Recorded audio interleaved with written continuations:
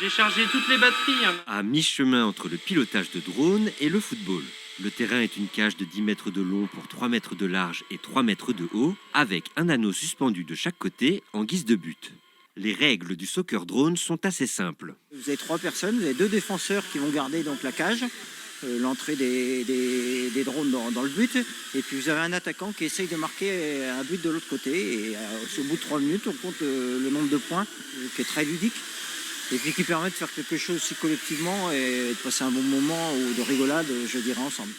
On demande à la fois de la dextérité, du bricolage, parce qu'il y a quand même de la réparation à faire, de la technique, il y a des réglages sur informatique à faire également.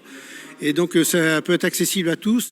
Les joueurs sont derrière les manettes, tandis que dans la cage, ce sont de petits drones enveloppés d'une carapace en plastique qui s'affrontent. Le drone soccer est un drone qui fait 20 cm de diamètre, plus ou moins 2, dans la catégorie que nous utilisons. Donc il est alimenté par une batterie qui est du LiPo, que lithium. C'est un quadrimoteur, donc il y a 4 hélices.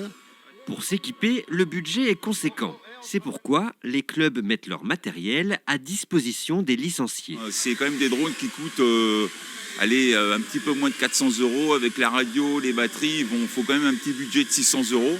L'aéromodélisme, c'est un loisir un peu individuel. Alors que là, on rentre vraiment dans un loisir d'équipe.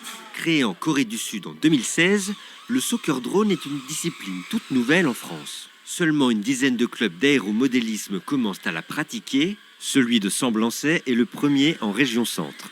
Ses membres espèrent attirer de nouveaux adhérents pour développer le sport et pourquoi pas créer un jour des compétitions officielles.